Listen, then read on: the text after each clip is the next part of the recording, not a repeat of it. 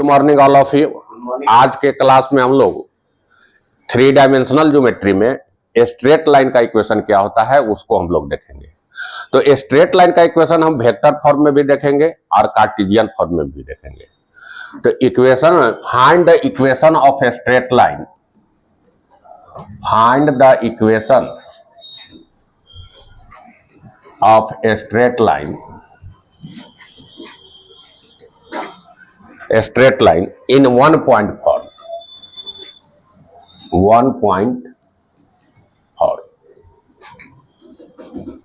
कोई भी straight line का इक्वेशन हमको 1 पॉइंट फॉर्म में निकालना है। तो मान लो कि कोई एक लाइन है, ये लाइन ऐसे है दिया हुआ, इस लाइन का हमको इक्वेशन निकालना है। तो इस लाइन का कोई इनिशियल पॉइंट अगर ओ हम ले लिए और एक पॉइंट यहां पर दे दिए जो कि गिवन है, ए पॉइंट जिसका कोऑर्डिनेट हम x1, y1 और z1 ले लिए। अगर वेक्टर फॉर्म में ले रहे हैं तो इसका r1 वेक्टर हम कह रहे हैं, यानी OA का लेंथ हम r1 वेक्टर में ले रहे हैं। और एक जनरल पॉइंट इस पर P ले रहे हैं जिसका कोऑर्डिनेट हम x, y, z ले रहे हैं और वेक्टर फॉर्म में अगर रखेंगे तो इसको हम r वेक्टर कह रहे हैं। पोजीशन ले लिए। अब ये जो स्ट्रेट लाइन L है इसका हमको इक्वेशन निकालना है। एक लाइन है ऐसे जो कि इसका पैरेलल है, इसको m वेक्टर से डिनोट करते हैं। तो m वेक्टर का वैल्यू हम ले रहे हैं 3 डायमेंशन में ai plus bj plus ck, m vector को। और m वेक्टर जो है यह पैरेलल है ap का, जबकि गिवन आपको क्या दिया हुआ है, गिवन है OP vector equal to R vector, that means X I plus Y J plus Z K. And OA vector जो दिया हुआ है वह वेक्टर है R1 वेक्टर। तो R1 वेक्टर है और इसका कोऑर्डिनेट कितना है, x1, y1, z1 है। तो ये हो जाएगा x1 i plus y1 j plus z1 k, इतना हो जाएगा। अब देखो कि अगर एपी वेक्टर जो है वह पैरेलल है m वेक्टर का, तो दो वेक्टर एक दूसरा का पैरेलल होता है। A vector is parallel to b vector अगर है तो ए वेक्टर इक्वल टू क्या हो जाएगा, लैम्डा इंटू बी वेक्टर होगा। यानी लैम्डा वहां पर कांस्टेंट है, a by B equal to lambda हमेशा आएगा, चाहे वह कार्टेशियन फॉर्म में देखो या वेक्टर फॉर्म में देखो, दोनों में एक चीज आता है। तो यहां पर क्या हो जाएगा कि एपी वेक्टर जो है पैरेलल टू क्या हो गया, एम वेक्टर का हो गया। तो AP vector that means AP vector जो हो जाएगा वह लैम्डा इंटू कितना हो जाएगा, एम वेक्टर के बराबर हो जाएगा। एपी वेक्टर जो होगा वह कितना होगा, लैम्डा इंटू एम वेक्टर। क्योंकि एपी वेक्टर को पैरेलल, अगर किसी दो वेक्टर पैरेलल होता है तो पैरेलल के केस में क्या होता है कि दोनों a vector equal to lambda into b vector, या लिनियर में लेते हो कि a1x plus b1y plus c1 equal to 0 और a2x plus b2y plus c2 equal to 0। तो a1 by a2 b1 by b2 equal to c1 by c2 equal to lambda होता है। तो उसी तरह से क्या होगा, वेक्टर फॉर्म में लैम्डा इंटू एम के इक्वल होगा, where lambda is scalar. Lambda क्या होगा, यहां स्केलर होगा। अब देखो पोजीशन वेक्टर से हम लोग देखेंगे कि एपी वेक्टर का हमको वैल्यू निकालना है। तो क्या बताए थे कि एपी वेक्टर में पी का पोजीशन पहले होगा और ए का पोजीशन बाद में होगा, यानी कि position vector of P minus क्या हो जाएगा, पोजीशन वेक्टर ऑफ ए हो जाएगा, इक्वल टू लैम्डा इंटू हो जाएगा एम वेक्टर। तो पोजीशन वेक्टर ऑफ पी का मतलब ओपी वेक्टर हो जाएगा, माइनस क्या हो जाएगा, OP vector minus OA vector equal to lambda into क्या हो जाएगा, M vector.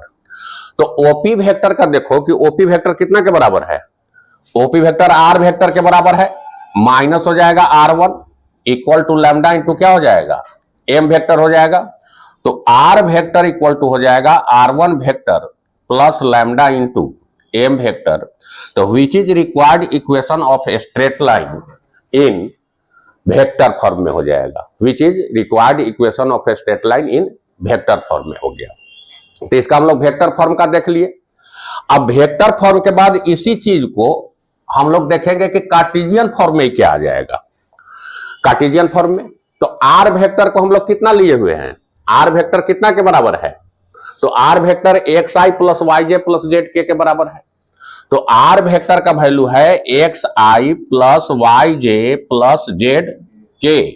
Are one vector का कितना वैल्यू है, तो आर वन वेक्टर का है X one I plus Y one J plus Z one K, आप plus lambda into M vector कितना है, तो A I plus B J plus C K है। तो अब देखो कि x और x1 का एक साइड में हम ले लें, तो इसको हम लोग लिख सकते हैं x minus x1 into i vector, plus हम लिख सकते हैं y minus y1 into j vector, plus z minus z1 into क्या लिख सकते हैं, k वेक्टर लिख सकते हैं। This value is equal to b lambda into a into i vector plus lambda into b into j vector plus lambda into c into k vector लिख सकते हैं। अब ये इक्वेशन दोनों तरफ अगर बैलेंस है तो निश्चित रूप से आई जे और के का जो कोफिशिएंट है वह आपस में क्या होगा, इक्वल होगा। तो हम इक्वेट कर देंगे इसको, तो इक्वेट अगर करेंगे तो देखो x माइनस x1 यह कितना का इक्वल हो जाएगा, लैम्डा इंटू ए होगा। तो x minus x1 by A equal to क्या हो जाएगा, लैम्डा हो जाएगा। उसी तरह से y minus y1 equal to क्या हो जाएगा, लैम्डा इंटू बी हो जाएगा। तो y minus y1 by B is equal to भी क्या हो जाएगा, lambda. z minus z1 equal to हो जाएगा लैम्डा इंटू सी, तो z minus z1 by C equal to क्या हो जाएगा। अब देखिए कि तीनों इक्वेशन का आरएचएस वैल्यू हमको कितना आया है, लैम्डा आया है। तो इसका मतलब कि तीनों आपस में एलएचएस इक्वल होगा। तो क्या मिल जाएगा हमको कि हमको मिल जाएगा x minus x1 by A equal to y minus y1 by B equal to क्या मिल जाएगा, z minus z1 by C, which is required equation of a straight line in cartesian form में हो जाएगा। एक कार्टेशियन फॉर्म में है तो इसका अगर इक्वेशन हमको निकालना होगा तो गिवन क्या रहेगा, x1 y1 z1 point given रहेगा, A B C J direction ratio है एम वेक्टर का वो दिया हुआ रहेगा। तो हम इक्वेशन आसानी से निकाल देंगे। आज के क्लास में इतना ही, फिर नेक्स्ट क्लास में डिस्कस करेंगे 2 पॉइंट से अगर कोई स्ट्रेट लाइन पास हो रहा है तो उसका इक्वेशन क्या होगा उसके बारे में। आज का क्लास इतना ही पर